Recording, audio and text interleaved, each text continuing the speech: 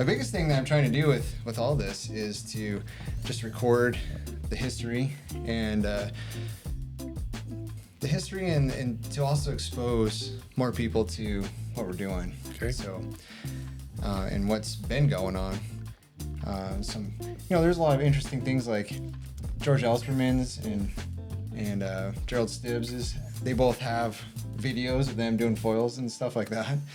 And I can't imagine that very many people have seen or even know about that as far as the dental field is concerned. So stuff like that I'd like to get us going. Well, anyways, today we have Dr. Stephen Smith here out of Bozeman, Montana, representing the Montana guys and gals. And, excited to chat with you. Looking forward to it. So, well, I suppose the first thing is just to kind of get to know you a little bit better and maybe start off with where did you practice and what did your practice look like day to day? So I practiced in Bozeman, Montana, opened up my practice in 1983. For probably the last 25 years of my practice, it was a complex adult restorative practice in which I incorporated cast gold restorations heavily in that. And I guess day to day, my bread and butter would be equilibrating CRCO interferences and discrepancies out of a dentition, and then fine-tuning the anterior guidance. So I was making the occlusion as efficient as it possibly could be, then restoring posterior teeth in cast gold. So day in and day out, that's pretty much what I did. And I think you do something with specific types of night guards. Is it Miller appliances? Tanner appliance. Tanner, so we use different types of appliances depending on the indication. Well, that's neat. Yeah. So, when I was in Gainesville, Florida for the annual meeting, one of the chaps I met there was Bruce Small. Yep. And he claimed that he was the first one that got you interested in Tucker Gold. Can you tell me the story of what that happened? It's the truth. So Bruce and I were teaching together at the Pankey Institute. I had never met Bruce before. And we were in the faculty condo before the week started. And we were just talking about our practices and what we did. And of course, when I was in school, we did a lot of cast gold. And I thought I was pretty good at it. And he said, well, let me show you some things that I do. And he showed it to me. No, I take that back. First, he said, well, show me what you do. And so I had some slides of cases that I'd done, and I showed it to him. And he said, let me show you what I do. And he showed me what he did, and frankly, I was embarrassed by what I had done. I mean, not that it was bad, but it wasn't to the level of quality that he was doing. And I told him at that point, I said, I need to learn how to do this. And he got me on the road to, learning the Tucker technique and, being heavily invested in it in terms of patient treatment. And by extension, my own personal satisfaction of being able to deliver that type of treatment, that quality of treatment to my patients. And he said, when I told him, it was kind of embarrassing comparing what I was doing to what he was doing. And he said, that's what we call BT. And I said, what's that? He said, before Tucker. He said, we're all that way. So Dr. Warren Johnson says the exact same thing. So it made me feel better. And he recommended that I go to the Tucker Institute in Seattle, which is what I did. Mm-hmm. And so the rest is history after that. Was that the week-long course? Or? Yes. Yep. And that was that with Tucker Senior then? Yep. Yeah. Yep. Well, tell me more about that. What was that like?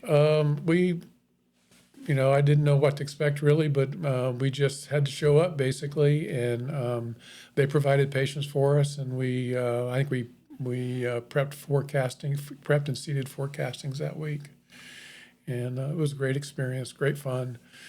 And I told Dr. Tucker at the end of the week that I was interested in starting a study club, and he said, "Well, when you're ready, let me know, and I'll help you get it started." And then it was probably a year after that, I was at the Academy of Fixed Pros meeting in Chicago, and Dr. Tucker was a keynote speaker. And he gave a fantastic lecture on cast gold. And when his lecture was over, he got a huge standing ovation. It was fantastic. And when the lecture was over, I walked up to him, waited in line to visit with him, and I told him, who I was, and I said, I don't know if you remember me or not. And he goes, oh yeah, I remember you. And I said, well, I'm ready to start a cast gold study club now. And he goes, I already have a mentor picked out for you. Who was it? Huh? Who was it? It was Al Munk Yep, from Ballard. And he said, do you have time for lunch? I go, yeah. I said, let's go to lunch and we'll plan it all out. So we spent a couple of hours at lunchtime getting all the logistics straightened out and how the study clubs run, and being members of the Academy of R.V. Tucker Study Clubs and all that. And I went back and got it going almost immediately. Yeah, I think when I was talking with John Shachina, that he was saying Al Munk was in their study club in Seattle as well. Yep. So he knew him, and it's always interesting to see all the different connections and how everyone's not that far apart. Yeah. So yeah. Well, speaking of mentors, was it just Al Munk, or who are some of your other mentors with Tucker Gold? Probably Al's the only mentor that I've really ever worked with. I mean, being isolated in Montana, it's not really. It's not easy, and as you know, the difficulty of attracting people to be a part of a study club, it can be difficult.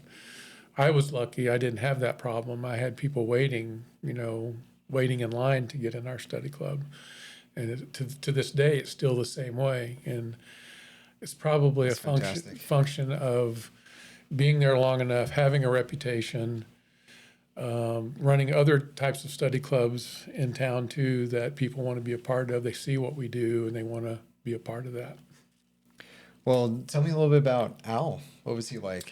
Al was great. I mean, he's a little bit of the, I wouldn't say he's your typical R.V. Tucker mentor. I mean, he's a little more, he's not quite as dogmatic, let's put it that way. Okay. So he probably taught us some things that Dr. Tucker would roll over in his grave. But really fantastic, did a great job teaching. We all loved having him, and he probably mentored us for maybe 15 years until COVID hit. And then when COVID hit, he backed out. Yeah, COVID wrecked a lot of things, didn't it? Yeah, it did, yeah. Well, how would you describe what a Tucker Gold restoration looks like? What it looks like? Yeah, like what sets it apart from, like you're saying, when you're out of dental school, you're doing castings. What sets it apart from the regular castings from dental school versus? So when I was in dental school, we were taught Peter K. Thomas preps, so shoulders and bevels. And it worked okay. I mean, we could get castings that fit. That wasn't a problem. But the issue was we didn't have anybody who could teach us how to finish them. And I think what sets a Tucker casting apart is, one, the lab support, having a lab that can cast to the margins accurately, and then giving us a product that we can cement and finish very finely. And the difference between a Tucker casting and something else is that it fits intimately to the margins of the tooth, and then we're able to finish it down from that point so that you can't determine or discriminate between tooth surface and restoration. And it looks like the tooth was made that way with that gold casting in it. So that's the difference. I forget who it was that mentioned it, but they said it looks like it's painted. The gold is painted onto the tooth. Yeah. I think they were describing Tucker Sr.'s work. Yeah, exactly. Which, arguably, I'd say Tucker Jr.'s work as well. And I remember earlier in my career, I'd see these castings come through that you couldn't, find the run your Explorer across it, and there was no discrepancy between tooth and margin. It was perfect. And I always wondered how they did that. And I think Dr. Tucker always said that the lab is about 60% of the process. And one way was figuring out how to find a lab that could do that. And the second was finding a technique that was, consistent, that you could depend on, that would give you the results that you wanted. And that was the Tucker technique. So once Tucker entered your life, the workflow, how did it change your dentistry? Well, I did a lot fewer crowns. So throughout my career, I wanted to figure out a way to do fewer Class 2 composites. And when I saw the quality and the beauty of Tucker cast gold restorations, I decided that was going to be the main restoration that I did in my practice. So probably 80% of my practice was cast gold restorations. And I tried to do as few composites as possible. Of course, I always had to do some, but I tried to impart upon my patients the importance or the longevity and the quality of these restorations compared to a composite restoration that didn't have that longevity. Do you feel like composites are so good now that they truly replace gold, or do you think gold is antiquated and a thing of the past, or do you think it's still holding its own? Holding its own. I mean, it's for me and my patients. Once I got a gold restoration in someone's mouth, that's all they wanted after that. So, there's this myth in our profession too that patients only want white, and people tell me all the time, "Oh, I could never do gold in my practice. My patients won't accept it." But I guarantee you, I could go to any practice in the country, and I could do as much gold in their practice as I have done in my own practice. Yeah, I know that. Not only is it tooth colored, but when you look at composite when it's brand new, you go, wow, especially if it's done well, you say, I can't even tell. Yeah. Like, you can't tell there's a restoration there. But what you don't ever see, especially if you see stuff on social media, is that, 5, 10, 15 years from now, those margins, they just aren't durable enough. They don't hold up. They start chipping, and then they collect stain, and you get that marginal stain, and it doesn't look as good, and collects plaque, and gets recurrent decay easier. And I mean, granted, I'm still new to the scene, only 11 years of practicing. So I can't say with the emphatic, that I've done castings that have lasted 40 years. So that's where I rely on mentors like you, where you can say, well, I have castings that have lasted that long, and they do well. And composite is really nice, but it's all new. Yeah. I mean, the 5-year survival rate of composite compared to cast gold doesn't even compare. I mean, there's no comparison. And part of it is operator, error. I think there's a lot of confusion with composites about the bonding protocol. Not everybody doing it the same way. Not everybody doing it under rubber isolation. And so there's a lot of chinks in the armor that will show up, within or after 5 years that we don't have with cast gold, if it's done correctly. I mean, the cast gold is technique specific too, and if we don't follow the technique the way we want to, the way it needs to be followed, then we can have the same problems with cast gold. What do you notice first when you're a mentor and you're at a study club and you sit down and maybe you look at a prep or the casting delivery, especially the prep? Let's start with that. What's the first thing that you look at and notice? Well, the first thing I'm going to look at is just generally, does it draw? Does the preparation 3-second roll? 3-second roll. Yep. Does it draw? And then if it draws, then what needs to be done to optimize the preparation in terms of internal line angles, cable surface outline, cable surface margin, making sure that the margins are accessible to finishing,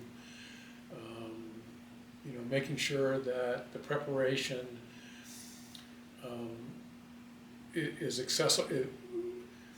The operator is giving the lab technician something to wax to and something to cast to. If we can give something that the lab can work with, then we're almost guaranteed a good result. Is there something you notice first when you're delivering the castings? I mean, is it sliding right in, or do I have to fight it? Yeah. It's never a good day when you have to fight it. No, and it's always a bad day in study club too when participants have to fight a casting. But that typically comes down, if you're working with a lab, a skilled lab, then you shouldn't have those problems if you can deliver to the lab a preparation that draws properly and an accurate impression. So if you don't have an accurate impression, all bets are off. Yeah, proximal contact adjustment, not the end of the world, you can do that, yeah. But when it's on the intaglio, oh man, that's frustrating. Yeah, I mean, you have to start chasing where it's holding up, hanging up. It's really difficult. It's not fun. So one thing that I think maybe you were the first one I heard this from, but not the only one. You said something to the effect of, in chasing perfection, then we obtain excellence. Yeah. Something to that effect. Is that the right quote? Well, it could be that, or it could also be excellence is good, perfection will kill you. So there's a point where you have to, accept excellent, but it doesn't have to be perfect. And it's, those days when you get quote unquote perfect casting and the perfect finish, I mean, relish those days. But as you know, when we project in our post-session critique our work on the screen, and when it's blown up 500 times, very few of them are perfect. Right, yeah. It's almost never happens. Well, it's funny, the things that we really focus on, and we're talking about excellent and perfect, it's something so subtle that, like, your patients could never, ever see it in the mirror. Never. Honestly, Never. We couldn't see it with our bare Even eye on their mouth. Big imperfections, they can't see. So it's really honing it in to get it just as awesome as it possibly can. Yeah. All right. Well, I guess, today we just had our study club session upstairs, so we're at the dental office here, kind of fitting in between a couple patients, so we won't have a ton of time here, but a couple more questions I can get from you. When you're working with younger dentists, what do you try to pass on? I guess I try to pass on, doing the best you can for your patient, providing the best service possible, getting the education so that you can do that. I myself have been a lifelong learner. I try to be available for younger clinicians for help. We teach clinicians, typically have been out in practice 5 to 10 to 12 years, how to treat complex cases. So we try to guide them through that, and I want them to know, I want clinicians to know in my community especially that they don't have to do it alone, that they have help, and all they have to do is ask for it. When I was coming up through the ranks, I had to do it all on my own. I was learning a lot of things that other people in my community weren't learning. And I didn't have anybody close by that I could turn to for help. So it made it difficult for me. And I want to make it a lot easier for the clinicians in my community. And that helps everybody in our community. It helps all the patients in our community when we do that. I don't look at it as a competition type thing. I look at it as being good for all of us as clinicians and our patients also. Yeah, so it's not a competitive. It's not a competitive thing. It's cooperative. I lay out everything I know to clinicians in my community. Well, it's inspiring. I hope that we can develop that even more in Missoula as well. Yeah. So I've gotten a lot from a lot of people. They've been generous in helping me, and it's a way for me to give back to the profession. Excellent. When people in the Tucker community think about you on your impact, what do you hope stands out? Well, that I helped keep the technique alive. I mean, the only reason I'm doing it, I guess two reasons that I'm doing it is to impart the value of quality care to other clinicians, provide that care to my patients, but also a part of that is making sure that this technique is not lost to our profession, because if we don't do it through the Tucker Study Clubs, it will be lost. And the goal always is that through the study clubs that you have, is that when you're ready to hang it up and not really able to do it anymore, or not willing to do it anymore, that someone in one of the study clubs will step up and keep it going in the community also. So hopefully that will happen in Bozeman. I think it will. Who do you have lined up? Your daughter? Well, my daughter could do it, but we have other people in town that can do it too. We have a group of, we've been going in Bozeman since 2003. This is our 23rd year. So wow. We have quite a, lineup of excellent clinicians who could step up and do it if they felt like it. That's fantastic. Yeah. Well, is there anything else you wanted to share about your, you have a wide variety of your dental practice experience, and I kind of just narrowed into the Tucker stuff, Goldberg in general, but I think most clinicians tend to look at it as one-tooth dentistry, and I've never looked at it that way. Of course, there is a part of it that it is one-tooth dentistry, but I've tried to integrate the technique into more complex, more complete dentistry, more complex treatment plans, more complete treatment plans, so that I'm not just treating one tooth at a time and perpetuating underlying problems. I'm trying to solve the underlying problems from an occlusal standpoint, and then provide the best restorations I possibly can for the patient. And the upside for the patient is that I feel like the dentistry that I do is going to give them the best chance possible of that dentistry lasting the rest of their life. And if I take care of things at the occlusal level, then I know my restorations that I put in will have really a good chance of lasting years and years and years. All right. So that's it. Nothing wrong with that. Nothing wrong with that. Well, I guess that concludes this one. We'll have to get back to the clinic.